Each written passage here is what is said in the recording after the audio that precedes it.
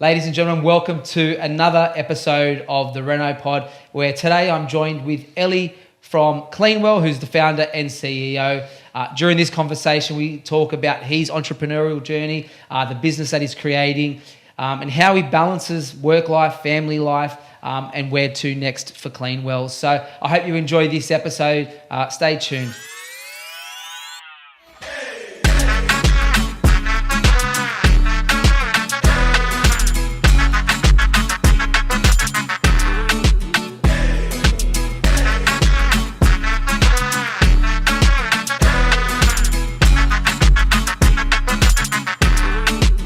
Elie, welcome. Thanks for joining me. Thanks for having us. No problem, man. Excited to have you on board.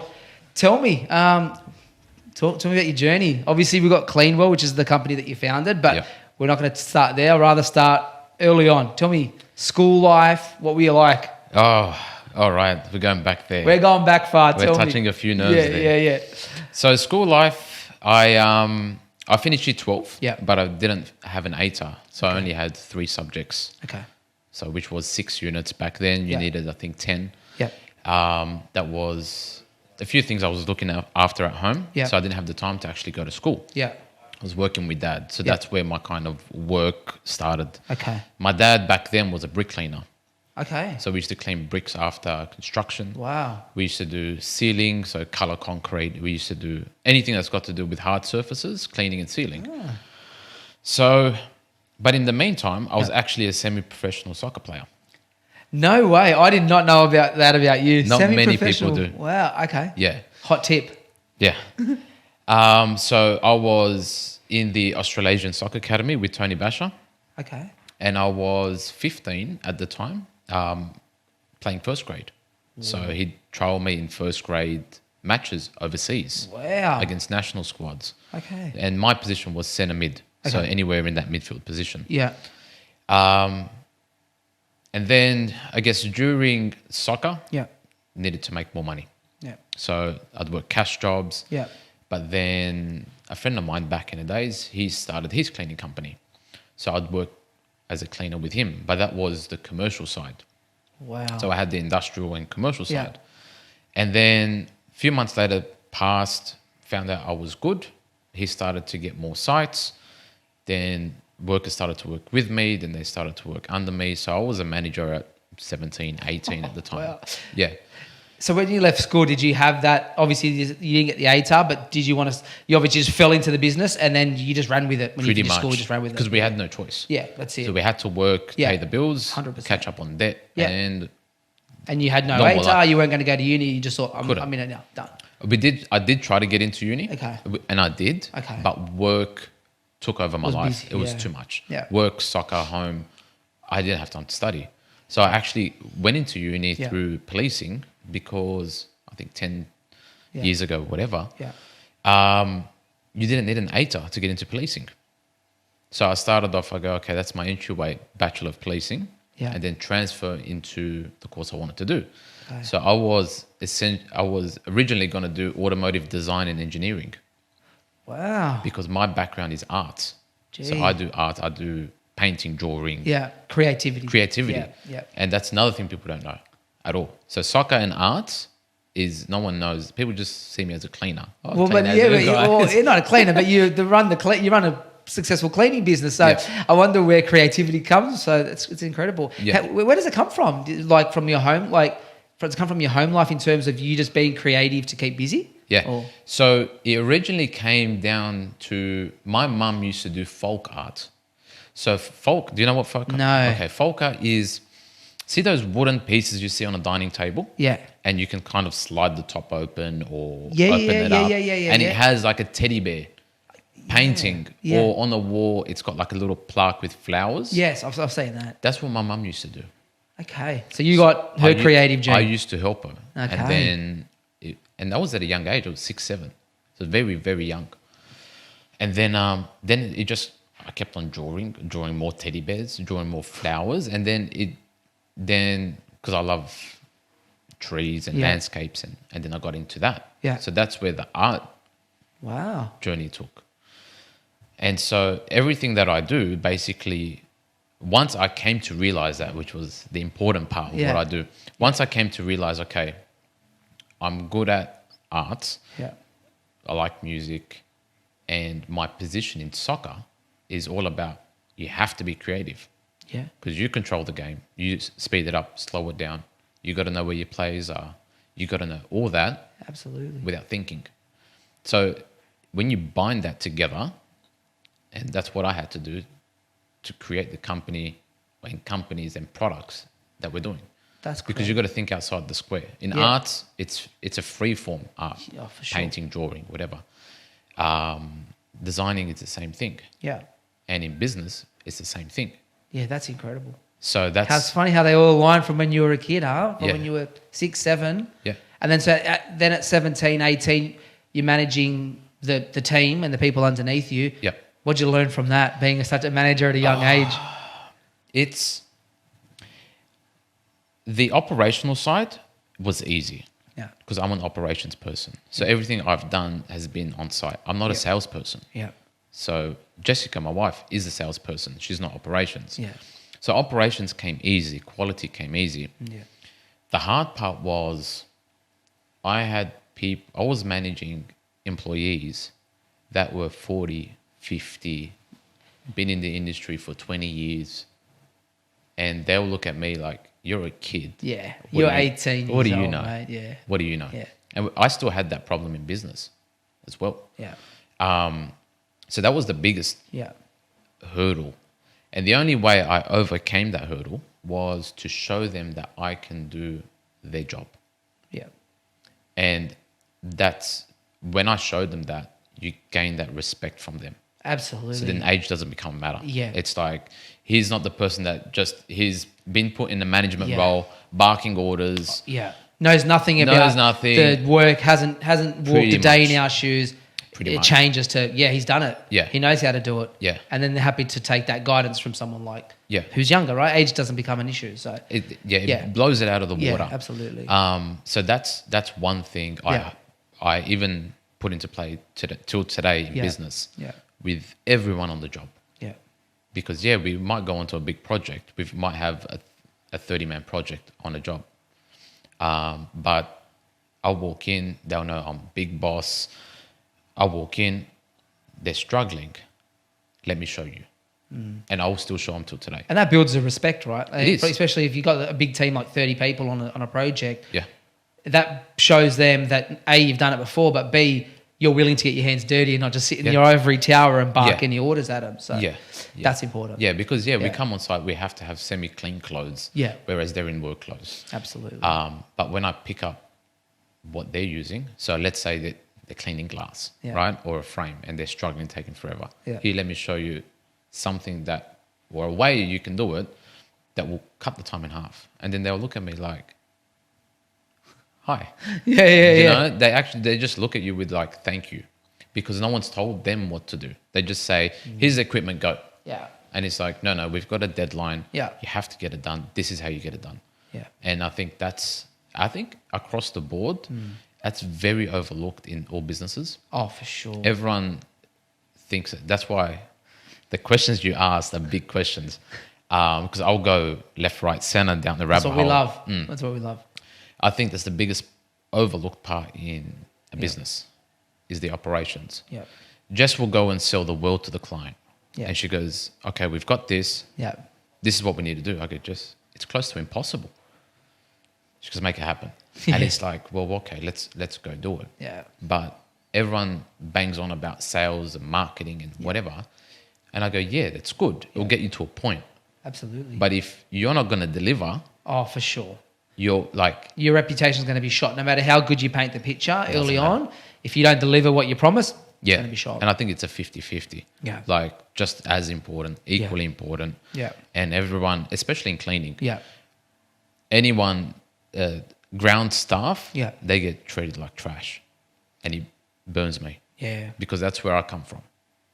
That's that's my background. Yeah, you should. I mean, it's so simple, but treating people the way you want to be treated. Why does it go out the window when we go see labourers on a job site or cleaners? Like, it's just not right. It's just not humane to treat people like that, right? Yeah. Like you said, it burns you because you've been there before. Of course. I know. I've been a labourer before, getting paid $100 a day, like busting your ass for 10 hours a day. Yeah. So like, and so almost, and then what kills you is some of the people that are managing projects or managing businesses have also been there, but they lose sight that they were once there, and so that's important. And I think the only way, or for us in our business, is like processes are so important. So making sure that the person's been there before, done it, but also knows how to get to A to B methodically to make sure that we can get there. Yeah. So I don't know if you guys have any processes in your business like that as well, but I'm sure you do, knowing how you're process driven.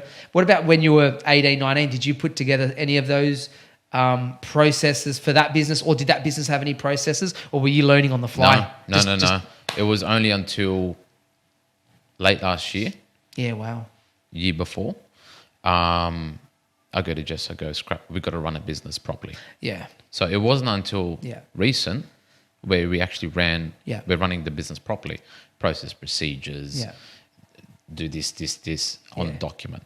What was the catalyst for that? Was COVID part of the catalyst, or that would have been post-COVID? Like, what was the catalyst for that? No, the catalyst was, number one, we're sick of double handling stuff. Yeah, absolutely. Where's this? And it even happened today. Yeah. Like whatever today's date is, it happened today where she goes, we put a quote out to a client. Yeah. Then I've been speaking to one of our contractors about, and it was a simple question. Yeah. About how long is it going to take? Yeah. Because we're working in lifts. Yeah. And then she goes, I should have followed you up because now I feel like a bad sales relationship. And I go, yeah, sorry, I forgot because I've been busy. And it's just something so simple where it just gets overlooked. Yeah, we see that a bit too when, because for us it's at a crucial point where the job's won and we hand it over to a project manager. It's always that crucial point where we hand it over, but like I might still be talking to him, and then Nathan might still be talking to him, and then we need to then work out from that point. You're the point of contact, and then just do it. Like we're trying to just get better at that now as well, because I think it's important to simplify the business and to not double handle, because 100% Chinese whispers, right? And things happens where he said this, but I didn't say that. So got to make sure you get that right. So the business, how long were you with that business for then when you were 18, 19? That was your friend's business, right? Yeah, mate's business. I think it was a year and a half. Okay, where'd you go after that? That started on my own. So I actually packed up in Sydney and went to Brisbane. For work or to start the business? That's where I started the business. Okay. I didn't start the business in Sydney. Why? I don't like Sydney, just from a lifestyle point of view. Okay. So if you compare Sydney to Brisbane. But you grew up in Sydney, right? Yeah. You're a Sydney-sider. I'm a Sydney-sider. I was born in Auburn Hospital. Auburn, okay. Auburn or Westmead, I think Auburn. Yeah. I grew up in Granville. Okay. So I can see why you don't like Sydney then. In the heart of Granville. And then we moved to Greystanes. Yeah. And then, like I'm just trying to, go through my head and go, if I want to start a business, I'm just going to Brisbane. What was that? Mate, I know you don't like Sydney. Do you know how it happened? No. I went on a holiday with my best mate. Okay. And we're still best mates. Yeah. And we went to the Gold Coast. Yeah. We did those, see those coupon deals? Flight to Gold Coast. Yeah. Flights and 4 nights package, whatever, $300. And we're like, dude, let's go. Yeah. And it was when we were coming back, we were at the airport outside. And we go, let's move up here. And that was it. Wow. So it is a cool lifestyle, but it's the best just lifestyle. Beautiful. People, lifestyle, and work. Even if you've got a normal job. Yeah. Everyone they're on holidays permanently. Is happy, 100%. They're on holidays. The struggle for people up there when we were quoting jobs and we were doing jobs was, they're like, I called the carpenter. He said, yeah, he's coming last week. He's surfing. That's how Brisbane is. So you made the decision. Did you guys start a business together, or did you start the business up there on your own? No, I started on my own. Okay. He found a job. I started on my own. Was it Kleanwell that you started up there, or no? Was it a separate business? No, it was the initial business called Blue Star Commercial Clinic. Okay. And that's still existing, but it's just like parked at the moment. Yeah. So I started Blue Star Commercial Cleaning. Wow. And the first thing I knew was gym. So I started my first gym, and then I did the bits and pieces, end of lease cleans, did a bit of lawn mowing, Yeah. whatever to get it going. But how did you meet people? How did you It was the go worst. to another state? It was the worst. People here trying to start businesses, right? And they say, how do we get business? How do we win new business? Yeah. I can't imagine going to another state. Yeah. I'm assuming you didn't know anyone. No one at So all. how did you meet people? How did you start the business? So growing up, I was always shy. Yeah. So my dad would go to the fruit markets and he'd go ask that person about watermelon. Yeah. I wouldn't talk to him. No way. I wouldn't talk to a stranger. Yeah. So when I started the business, I just thought, yeah, I'm good at what I do. I'm the best damn cleaner. I can get work. There's no problem. Because my dad, he was a good cleaner as well. But he had clients, he had word of mouth referrals. Yeah. He didn't market. Yeah. Old school Lebanese. Yeah, yeah. So I thought it would be the same. So when I started, my English wasn't the greatest. So I'm still learning how Honestly? to read and write and actually craft an email. I'm still learning Wow. till today. Because at that time, I never read a book in my life. No Wow. self-help, no nothing. I read car magazines. Yeah. Car magazines. We all did. Yeah. So when I went to Brisbane, I had to learn how to write an email. Yeah. Google search. Yeah. How to write an email to a client. And it'll tell you how to write a heading. And not a sales email. Yeah. Just the normal. How Just to how speak. to structure it. Pretty much. Yeah, yeah, yeah. And then how to cold call. And how to knock on doors. And this was before ChatGPT came out. This was Imagine before that. anything. It was just Google Chrome, and Mozilla Firefox. Yeah, wow. Back then. And we used to host emails on Roundcube. Do you remember Roundcube? Where you get it Nah. from Crazy Domains. Yeah, and crazy stuff? domains. Yeah. So and I'd just literally go and I pick an area and I'd go knock on doors. Wow. And it was like the scariest thing for me. Like the scariest You've thing. gone from someone who won't ask the guy at the fruit market how much a watermelon is to knocking on some It was the random scariest door thing. saying, You'd I want to. understand. It was like the worst thing in my life I can do. What'd you do with the first door? How did you overcome it? Did you just take a deep breath? I just or talk. did you go, I just talk. fuck it and just yeah, pretty much. I talk. I buckle, and then The I was second one get better? And Yeah, I then- literally shit myself. Wow. And it's like, okay, well, I didn't at that time. I didn't know decision making process. Like, what did you learn so Yeah. you don't repeat? Blah blah blah. Yeah. You just go try until someone gives you a crack. Yeah. And I think and when I did land my first job, Yeah. I didn't know how to price. What Did I you know? speak to your dad about it? Did you call your dad and say, Dad, No. I got this job, how do I... Nah? No. And so how do you price a job when you've never priced a job? Yeah. And what's the only number you know? How much you made at a job. Yeah. So I quoted my actual wage. Wow. And they looked at me and they're like, are you sure? Safe to say you didn't win that one. Yeah, I won that. But they Wow. felt bad. They felt bad. Yeah. Because they're like, this kid running a business quoted us a wage. Yeah. And so out of like kind of pity, they referred me work. Like just to say, hey, come to my house on a weekly basis or fortnightly. And were you doing it yourself? You were cleaning the Yeah, I house? was still cleaning.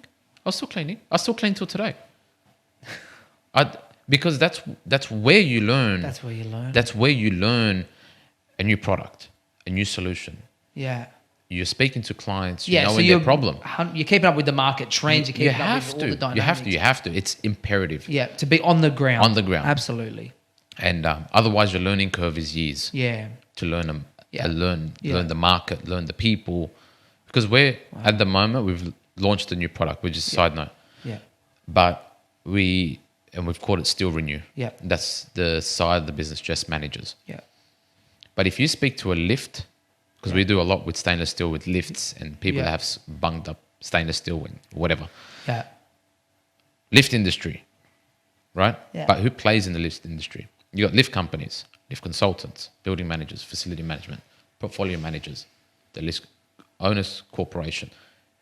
They all speak differently. Their pain points are all different. Wow. So if you're not in there, how are you going to know all of that? Yeah. You need to know the dialect, the lingo. You need to know how to communicate. And if you're a nobody, Yeah. why are they going to give you time of day? That's like very important. And if you're not on the ground, So that's where back when you were when you're Yeah. on the ground cleaning the houses, you would have known Yeah, the customer's pain point. You would have known areas to look for. 100%. And then you just kept. And did you do it? So how long were you there for? How long were you in? I was in Brisbane for a year, around the year. Did you and you did your own, like you always did your own cleans, or did you ever bring people in going, hey, I need help, I've got. No, we started actually. We Okay. started because one of the things I wanted to help people who didn't have a job, because that's where I come from as well. Yeah, wow.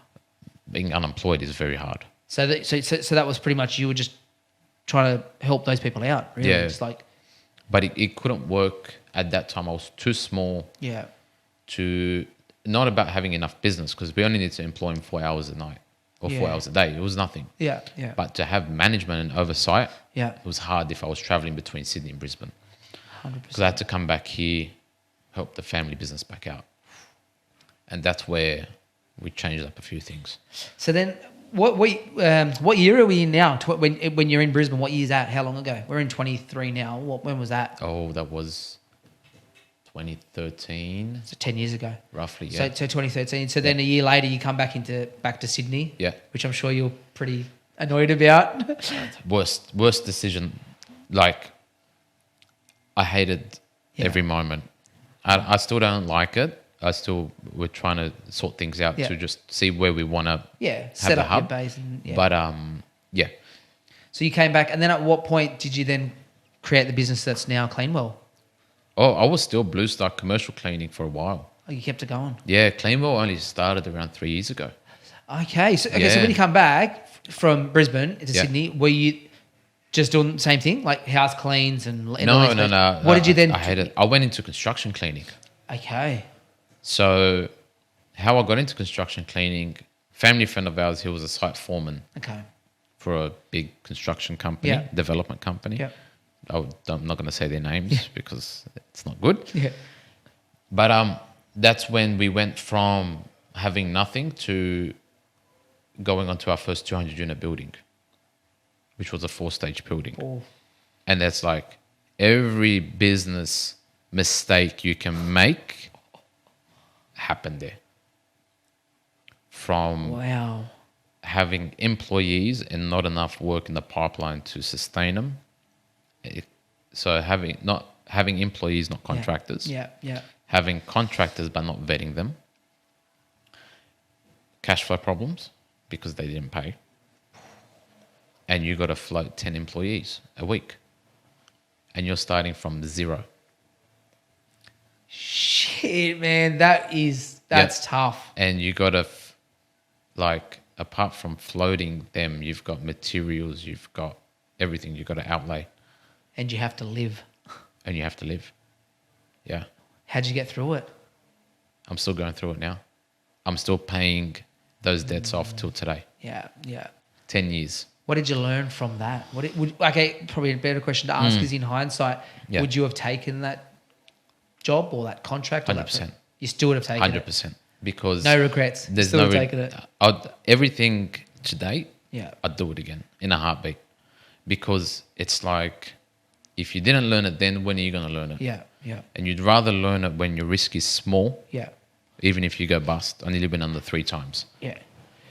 It's better to learn it then than if you're trying to start a business, you got a family, you've used your savings, cash flow shot, you got to go to debt, you're mortgaging your house, or if A global Right. pandemic hits during that time. 100%.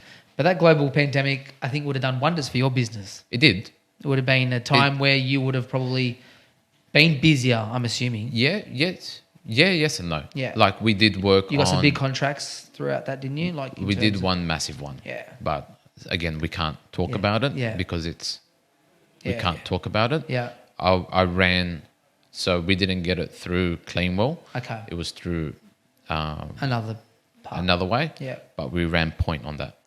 So I was engaged to run point That's incredible. of the whole entire operation. How long did that last? 2 weeks. Yeah, wow. 2 weeks and a bit. How long? What's an average project? How long does it last for you? Like, obviously it differs, but It differs. It can be a day. It can be a day. Okay. It can be a day. It can be a month. What's the longest? It can be staged. Was that one? Was the 200 4-stage one the longest one that you've done For commercial as plane? a a project, like as an engagement? from a construction point of view, construction cleaning, Okay. that was big because Yeah. it wasn't just that building. Yeah. So we had that building was in Mascot. Yeah. We had Rosebery, Canterbury, and Bankstown running at the same time. Wow. That was just one client. So it was full on. Wow. It was full on. Did you get your dad to work with you on that project? Yeah, I got my dad, 100%. my mum, my call, brother. Call all the You reinforcements. call everyone. And they need it You for call sure. everyone. Yeah. Nice. I guess one thing that I'm interested to hear more about is obviously you've gone through some trials and tribulations in the business, but I don't know if it's with thanks to Instagram or just some of the reality TV shows. But these days, everyone wants to start their own business because it looks like the sexiest thing to do. But what's some advice that you'd give to people looking at starting their own businesses? Or launching or leaving. I think another big thing is like COVID must have been a catalyst for people leaving their employment just to try something different. Yeah. So, people have started a lot of different businesses. But yeah, what's your advice to those people looking at starting a business? That's a big question. It's a loaded question. It's feel free to answer loaded. it however you feel comfortable. Because the main thing comes down to where are you in life? And because that will dictate a lot of stuff. It will dictate your risk threshold. Yep. So how much are you willing to put on the line? Because if you've got a family, you've got kids, you need savings. You've got to make sure the house is all good. Yeah. Number 2 is, are you going into an industry that you know or you don't know? And there's ways to overcome it, right? So if you're going into an industry, let's say someone that has got no idea about cleaning wants to start something in cleaning. So their goal is to partner up with someone who's got the experience, not just contacts, but got the experience that knows the ins and outs of the industry. Yeah. That's like a prerequisite before tips about starting your business. Yeah, for sure. Because it's like you got to have context of like before you start, how I say it, before you start your business, it's like number 1, you can ask why, or you can just say, don't worry about asking why, you can just jump right in, right? But that, again, comes down to your risk threshold. Yeah. How much are you willing to gamble? Because it's a gamble. Absolutely. Your job's a gamble. Especially when you've got an 18-year-old looking at it or a 45-year-old, completely different positions 100%. in their life. Yeah, and experiences and different industries and they've tried different things. Yeah. Like the common thing that I see with people starting the business is they ask why. Why do you want to start a business? Oh, financial freedom. Okay, what's financial freedom? Yeah. You're already making money. Yeah. How much more do you want to make? Yeah. So there's that set of questions you've got to ask. Why are you going into business? Yeah. Because a lot of conversations I've had, especially with my brother who's 20 and his mates, is have you thought about starting a business within someone else's business? Yeah, that's the entrepreneur or something. I've read a lot entrepreneur. about that. Starting something within someone else's business. Leverage. Leverage, Okay, because you're not outlaying anything. Yeah, absolutely. You're coming to them with an idea. Yeah. You still own most of it. Yeah. You're still making a wage. And plus you're going to make more. Absolutely. And you're building their business. They're going to help you build your business. What's wrong? I go, if I had that decision to make back then, I'd be like, because I've got my base. I can make more. Yeah. I can do what I do. And it's like, why not do that? What's wrong with that? That will help you get to financial freedom because you're still business modeling out how much you need to make 100%. from the business. 100%. So there are options where people don't see. They just hate their boss. I was going to say Hate that's the what I was gonna manager. say. I want to be my own boss. If it's not financial freedom, it's I want to be my own boss. Yeah, And you're like I want to make my own decisions. Yeah. And it's like, okay, well, do you know what? And sometimes it even goes back even further. Yeah. If you do your job damn good enough, no one will tell you what to do. Exactly. You can clock in, clock out whenever you want. Yeah. You can work from home when you want. Yeah. I go, because what most people don't understand is that to start a business, you need to provide value. Value is very important. Yeah. Because number 1, how do you define it? Yeah. Very subjective. Very, extremely, because it depends who you're talking to. Absolutely. It's like I explained, lift industry. Absolutely. Everyone's got their different value, pain points, whatever. Yeah. So it's like, okay, well, why don't you learn to become valuable? Yeah. Because then you're in a position to make decisions. Yep. And then you can leverage yourself to your manager, because you become so important to the business unit that if you leave, you'll rip a hole in them. And it's like, that's what employees don't understand. Yeah. Like, oh, I'm undervalued. And it's like, well, if you punch the clock 9 to 5, you just do what you're told. The bare minimum. You're not going to get anywhere. Exactly. You're always going to be a 9 to 5. Yeah. And you're going to go start your business and you don't know how to provide that value because you've never provided value before. And you've never been proactive before. And in business, like you'd know, everything's you've got to be proactive, because if you don't chase anything, nothing's going to come to you, right? So as an employee, the same thing. If you're not being proactive and doing your job, what makes you think you're going to do the same for your own business? Oh, because I'm interested in it. Okay, well, it's only going to last so long before you do it. Wait till you got to outlay 5, 10 grand. Yeah. You're going to think straight away, is it worth it? Yeah. You're going to think, oh, I'm spending this. When's my return? Your return's not in 6 months. Yeah. 12 months. Okay, good luck if you see that money again. Yeah. It's an investment for a reason. It goes 100%. Into the business and you don't know when it's coming back. But it's that principle of becoming valuable. Yeah. People don't understand. Yeah. Even business owners. Absolutely. So if you look back into COVID and people shutting down and cafes and whatever, they say, oh, COVID and whatever. You see cafe owners. There were 2 types of cafe owners. Cafe owners that stayed open and cafe owners that stayed closed. The cafe owners that stayed open is because they knew what their clients wanted. Yeah. And then as a result, their clients did everything in their power to keep them open. I could not agree with you more, man. Absolutely. And what's valuable in that is because they said, hey, how are you? They knew their first name. Yeah. Sometimes value, that's what value is. Definitely. If you're going to get your coffee. Yeah. Otherwise, you're just another number. The ones that closed said, oh, it wasn't worth it, or whatever million reasons, right? But it was very simple, is that COVID showed who should be in business. Yeah. Yeah, I couldn't agree with you more, definitely. Yes, some places had to close because of restrictions, but mate, if cafes were the place where they got shut down straight away and they can only do takeaway, people are going to come and say, you know what, you're a good person. Yeah. You're staying open. We're going to try to support you. I'm going to help you. Yeah, absolutely. But if you're a bastard or a prick, and you close down because you're going to be like, he deserves it. Yeah, keep him. That's what it is to every business, every cleaning company. Sometimes, and that's the goal. You got to understand what's value to whoever. Yeah. You know what's value to you and your wife or your boyfriend or your girlfriend or your mum or your dad. It always comes down to value. It always comes down to that, and it's discerning that. Yeah. And understand and becoming that person of value, you can sell sand shoes, shoelace. Yeah. Doesn't matter. Yeah. But that's the important part for someone wanting to start their business. Yeah. Is to start where they are, and then understand what you need. Yeah.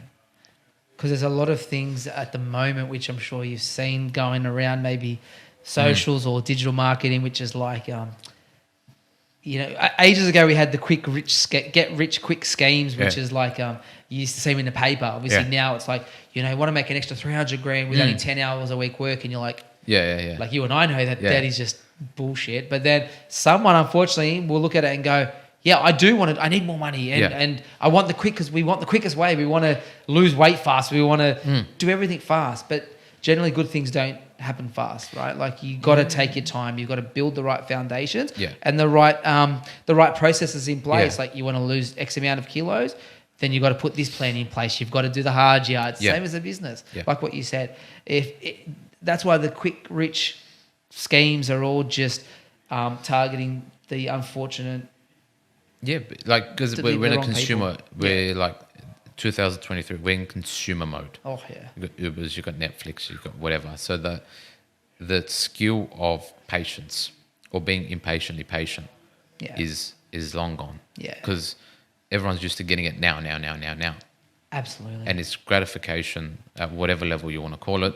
It's now. You can Social media can be blamed for that, I think, because 100%. Everyone puts a photo up and then waits to see how many likes they get, and then because if I didn't get that many likes, it's delete it. So because of self-worth. Self-worth, exactly right. If they didn't care what they were putting out, social media isn't. Yeah, that's right. It's like blaming guns. Gun's the gun. That's right.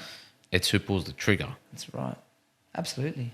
That's it. That's pretty much it. And so social media can be great for business, and it can be detrimental to personal brand or consumers. Like, we use social media a lot because it allows us to create a mood board on Instagram. We haven't won any business from Instagram, but it allows our consultants to go out and say, hey, this is what we do. Have a look, showcase our work. 100%. YouTube's the same, Instagram. Do you guys use any social media for your business? We do. What's your favorite one? Or what do you get the most value out of? It depends. Like, at the moment, value, as in a return on investment, is LinkedIn. Yeah, okay. Because you're targeting that audience. To a degree, we're targeting it. Yeah. I don't do it, Jess does it. Yeah. I just share it, or she goes on my content, profile and stuff she, like that. But it's so simple because you can reach whoever you need to in a heartbeat. Like, that's the beauty about it. 100%. And that's how we got, for example, so we're doing Sydney Metro, the escalator cleaning. Okay. That's how we got that project. Wow. Because someone that Jess was connected to a while ago, she put up a post that we did scratch removal. Yeah. And the guy reached out to Jess. Within a few days, we're doing a site meeting, signed everything, got started. Like, it happened so quick. It was effortless. Like, was it luck? Whatever, we don't know. Yeah. But that's how quick things can move. Yeah. And we got engaged, not for scratch removal. Yeah. It was for cleaning and restoring the escalators. And is that what, tell us a bit more about Kleanwell. What does Kleanwell focus? Does it have a primary focus, or does it sort of do all things cleaning? So, no, not all things cleaning. Okay. So, Kleanwell is it's literally just hard surface restoration. Yeah. I love the name, by the way. Simple, to the point. No one can get it confused. So good name. People do. They can't. Clean well. We clean well. Yeah, but what do you clean? Yeah, true. Hey, got to tighten that up. Go. Pretty much. Go. So we do everything hard surface restoration. Okay. And protective coatings. So we can look at sandstone restoration, brickwork, heritage, graffiti removal, but not just the run-of-the-mill graffiti removal. So what you see on, like, the electricity boards and whatever, it's more on heritage sites. Okay. So the more higher risk work we do. Yeah. And then we've got protective coatings. So whether it's anti-graffiti coatings, we have that. Then we've got different floor sealers that we use on different tiles, different masonry sealers, and then you've got concrete sealing, which is coloured sealer. Do you do that for residential as well, or only? Not really residential. No. Okay. Yeah. We do sometimes, but we don't market to the residential people. Yeah. Who is your market? Commercial industrial clients. Okay. So it's kind of wide because they all. It's a wide industry. That's pretty much it. Because we're recently speaking to a FM manager. He manages a portfolio of 60 buildings, but he does everything from heritage to just normal commercial. Okay. So it's kind of wide. You can't really go. Yeah. You can't really narrow it down too much, right? Yeah. And then part of hard surfaces was stainless steel. So stainless steel being a hard surface. Yeah. We first started on just removing oil off lift doors because oil makes it look milky. It looks horrible.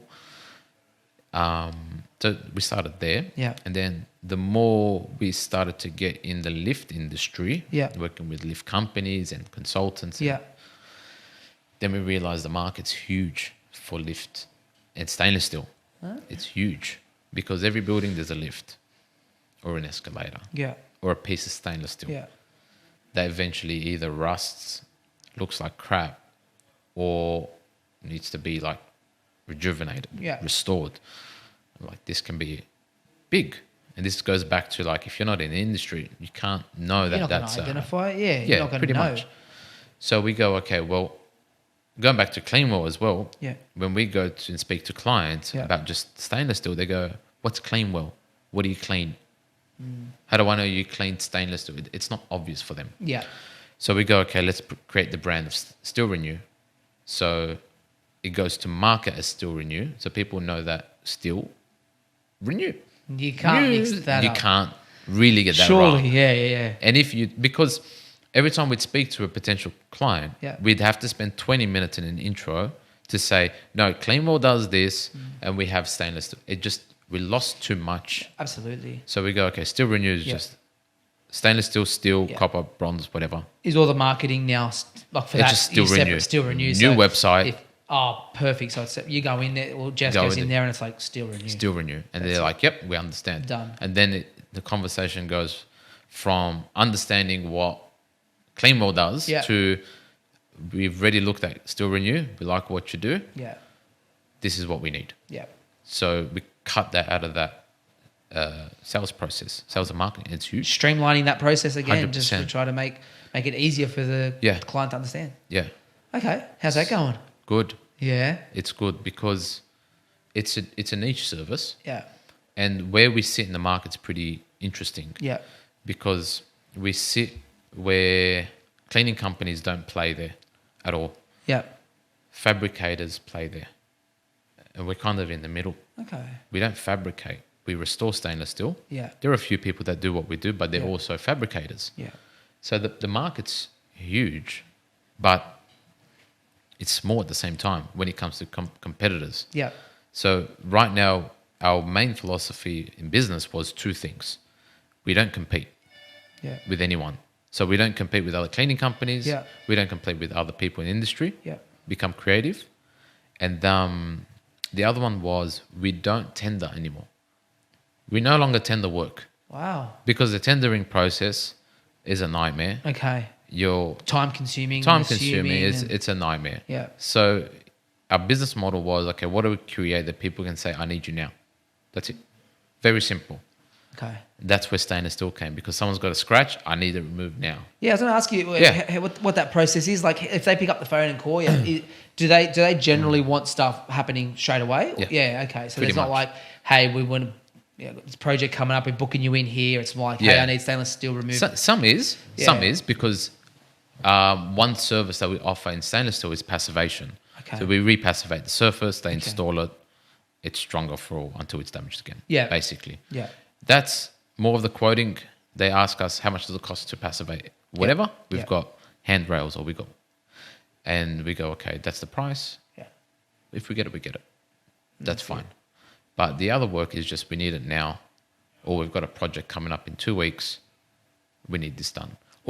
Because what happens when we get called is that they've already installed whatever they needed to install and it's been scratched in the process. Yeah. We need it fixed before handover. And you guys pretty quick? What about turnaround? Can you get out the next day or? We can. Okay, that's good. Can. Pretty cost, but it's good. Because you have to pay for it. You have to, because we have to move. Absolutely. Other jobs that you've got. There's an urgency on it. So for sure. Yeah. How are you getting word out about the new product? Is it just word of mouth, or is it you obviously you mentioned a website, so are you marketing that website, or we're starting to now. Okay. We're gonna be actually running our first ad promotion campaign. Okay. In our first time in like 12 years of business. Because we've never ran an ad before. Yeah. We don't know how to. But we're gonna do it just because it's like, why not? Because we need to build a revenue stream from there. Absolutely. So how we're marketing was our existing network that we've built. Yeah. So whether it's Chamber of Commerce's, whether it's industry associations, whatever. Yeah. The other one is LinkedIn, and then SEO. Yeah. SEO is pretty cool. Yeah. Oh, for sure. Yeah. Targeting. Yeah. Targeting the people don't need it now. No. And you stay in their subconscious mind too, so they might have seen it and go, oh, don't need it now, but keep targeting them and stuff and come out. Yeah. So that's what we're doing. And then we just does a lot of the face-to-face stuff. Yeah. Because people just come up and talk to her. What are you, pretty girl, doing in a, like, I'd say a kind of a man's industry. Yeah. Or the lift industry. Yeah, like, for sure. What are you doing? You're too young, number one, to be in this industry. Number two, what are you doing with the cleaning company? So automatically there's a conversation. Automatically it starts there. They'll just ask the question. Yeah. She'll do what she does and talks and whatever. Yeah, we do whatever. And then it passes on to me. And like, we don't do that. We don't do that. Pretty much. Yeah. Well, we can't say that yet because we haven't figured it out. Yeah. And that's our marketing at the moment. We have our brochures. Yeah. We do presentations. Yeah, yeah. Presentations are cool because you meet the main people. Absolutely. Boom, all at once. Yeah. You're in and out and done. Well, you and I have spent some time together at some networking events, whether it's the local Chamber of Commerce or any other industry events. But I know you guys have been there since the early days of the Chamber of Commerce. What benefit do you get out of it? Or I mean, I guess for someone who's looking at, joining a Chamber of Commerce or going to networking events, like I like to think of myself as someone who can communicate with people, but I still get a bit nervous if I'm on my own, and there's a lot of egos in the room and stuff. So 100%. how do you? What's your tip, or how do you go to one of those events, but put your genuine hat on, like you genuinely give a shit about someone? What do you sort of? Well, I still go there and sweat. I sweat, like as in nervous. Same thing. I get nervous. Really? Even if I'm with Jess and she goes off, does her she's a social butterfly. I get nervous. I still get nervous. Wow. I don't show her, but well, that's it. It's like the duck with the analogy of the duck. The feet paddling under the water, but they're calm on the surface. Yeah. So it's important. With networking, with what we've noticed, you got to go there to give. Yeah. Everyone goes there to be like, oh, it's what I do. Give. And it's like, it doesn't work that way. No. And business doesn't work that way. No. At all. No. Debt collectors work that way. Yes. But what's the reputation of a debt collector? Yeah. Not good. So if you go there, you got to go there to give. Whether it's you give genuinely your time, help connect other people. Yeah. Because it's like you reap what you sow. Yeah, I believe that for sure. But you got to have genuine intention behind it. Yeah. You can't give just to pull a favor from someone. 100%. That's what people don't. Play. A lot of people play there. Yeah. But you can read them like a book. Yeah, you can see it. You can see it. The way they'll follow up, the way they'll do anything, and it's like it's not genuine help. Yeah, exactly right. Exactly. You know what I mean? You can see that. You see it. But people. This is how we can help you. Like we'll schedule in the call. It's like, dude, we don't care. There's some food, there's some drinks. Let's just have fun. Tell me, pretty much have fun.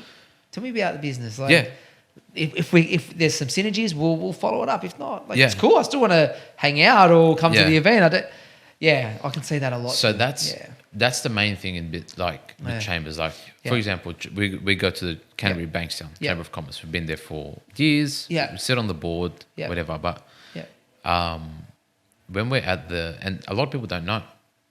People when they walk in, especially if they haven't been there before, they think Jess and I are just the reception people. Yeah, because for those that don't know, when we go to an event, you guys are the ones that get our names marked off the tags, put our tag on. Pretty much. And then what's funny is that you can tell the person straight off the bat because either how they treat us. And it's like, but we don't say, oh, who you're talking to. We're board members and we're corporate sponsors and whatever. Yeah. No, we're just like, oh, we won't go there. Don't worry about them. Whatever. Wow. So it's like, that's an interesting thing. It's like, go there and serve. Yeah. Serve people. Serve the chamber. Yeah. Improve the chamber. Because it's like, if you're not, the chamber's giving you something. Yeah. Chamber's giving. Absolutely. You give. Yeah. The chamber grows, you grow. Absolutely. Because you're indirectly planting the good seeds. If it's coming from the heart, you're going to get it back. Yeah. But it might not be from the chamber. It might be from someone, from the chamber. But it's compounded too. Like it's compounded. You meet someone today doesn't mean you're going to do business today. You can do business in 3. It doesn't, there's no time limit. And that's the cool thing about it. When you go to those events, you might not need the business straight away, but just catching up or going to the events and keeping it really open and transparent, there might be a need where you pick up the phone and go, I know Elie, I'm going to give him a call. Hey, can you do this? Yeah, done. Like there's a mutual relationship 100%. There where it's genuine. It's not like the salesy pitch straight off the bat. So I strongly believe in what you mentioned about Jess in terms of that LinkedIn connection with the Sydney Metro project. Like that would have been a relationship compounded probably for a connection for years or something where she's met and they've connected and they've discussed it. And then all of a sudden... And that connection came from someone else. There you go. From another... Chamber. From another organisation we go to, Coraggio, every month. Oh, yep. There you go. And then we were in the same board and my dad happened to do work for the previous directors. That's incredible. And it's like, you can't It's a pretty small world though too, if you think I strongly believe in that whole 6 degrees of separation where, with every 6 people know each other. So... It's all about just being a good person because reputation is more important than a lot of things. And authenticity. Yeah. And I think especially these days, authenticity is massive. Yeah. Because there's nasty people there. Especially in business. Especially in business. Especially in business. And they'll come across as they want to help you and they want to do everything and whatever. But they're ready to stab you in the back. If at some point they can't get anything from you, then... You're gone. You're nothing to them.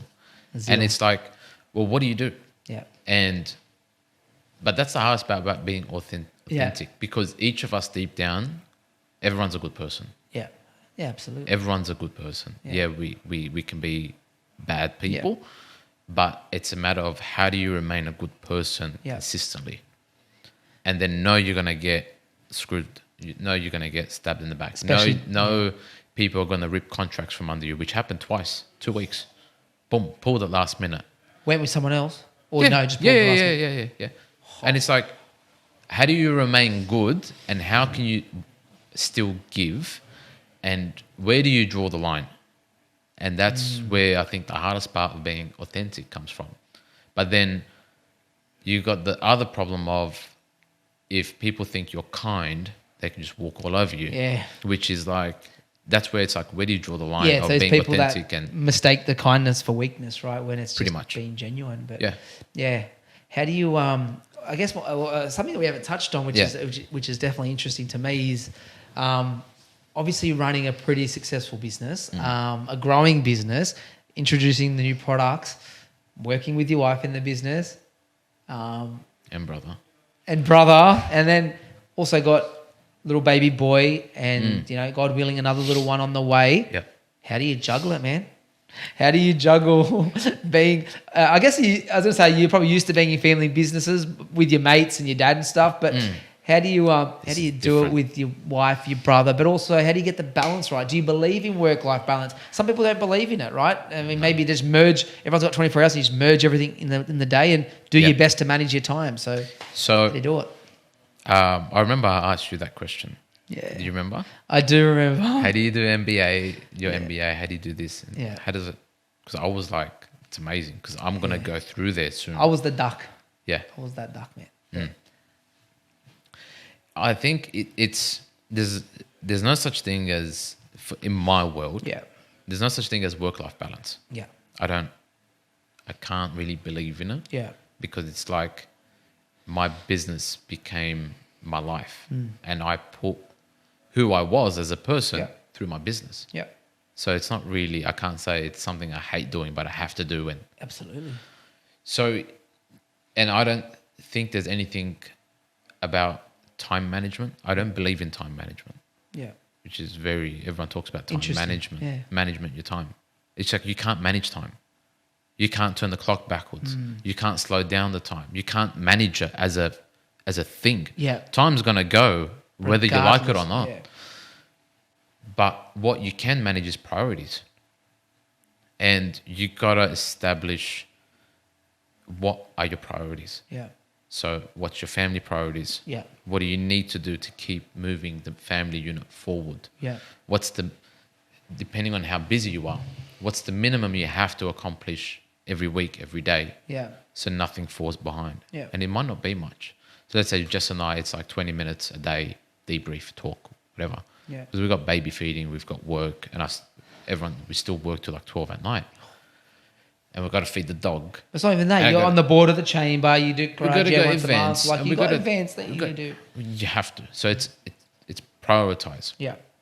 What do you need for the business? What do we need to do every day to move the pin forward? Yeah.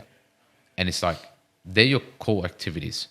There's a very famous demonstration, I think Stephen Covey, where he's got a tub, he's got rocks, big rocks, small rocks, sand and whatever. Yeah. And he just shows how if you put the sand and little stuff first, you can't fit everything in. But if you put the big rocks, which are analogous, if that's the word, for your main priorities, and then you put the other smaller ones, you give it a bit of a shake, and then you fill it with, you can fill everything in that one jar. Yeah. And it's like, that's what people need to do. But then you got to understand what moves the pin forward.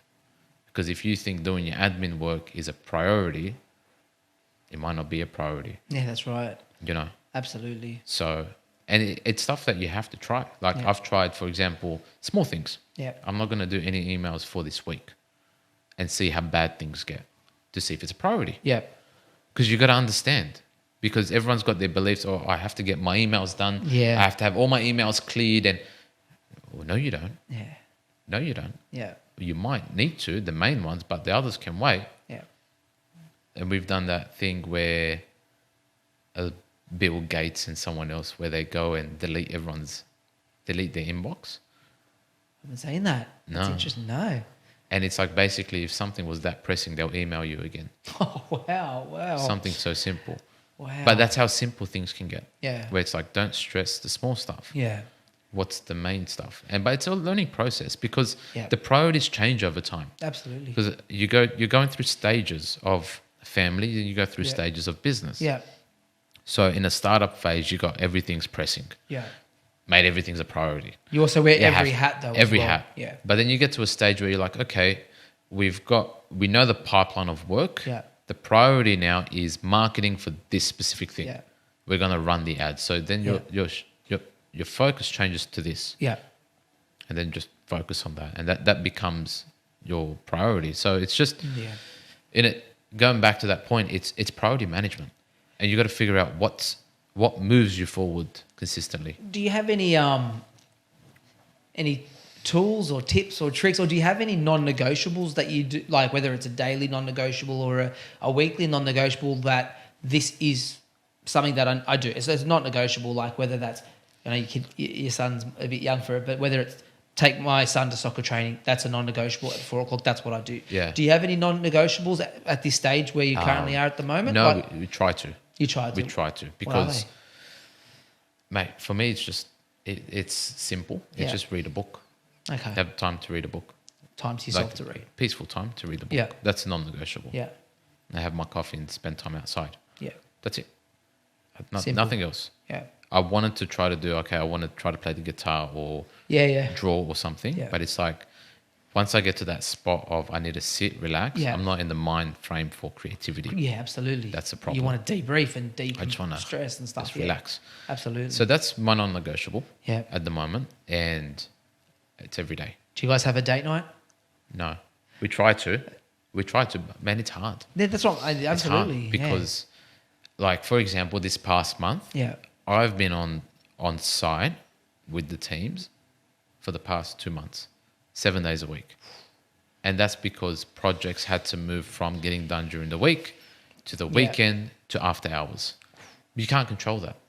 And it's like, that's the thing about nature. running your business. Yeah. Okay. What's not just risk, what are you going to sacrifice? Absolutely. And everyone has to be on board with the sacrifice you're going to do. Yeah. That's very important because it's like something has to give. Yeah. You all have to be rowing the same direction in the boat. There's the 100%. analogy of people rowing one direction, someone rowing backwards, and the boat doesn't move. Doesn't It just move at ends up all. Going in circles. And you use more effort. You use more effort. Yeah. You spend more time fighting Yeah. and arguing. Yeah. Absolutely. I've known people that have gone through a divorce Yeah. because of just the fact that they want to do something for their life. Yeah. Absolutely. That's how bad it. Cool. Yeah. Elie, thank you so much for sitting down with me. Look, I know you and I have spoken. We've been to some events together, but it was just awesome just to sit down like this one-on-one and learn more about where you've come from and the business and how it's grown. For the listeners or people watching, how do they get in touch with you if they want to use your services? You can reach us on LinkedIn if you're on LinkedIn. Yep. So you can just search either Elie Weeby, Yep. ELIEWEHBE, Yep. or our businesses. So we're part of our business profiles on LinkedIn. So it'll be easier if you want to search us there. Yep. But happy to have a chat, whatever it is, and help out. Yeah. No, I appreciate it. Thanks for coming on. Thank you for having us. Bro. This is awesome, bro.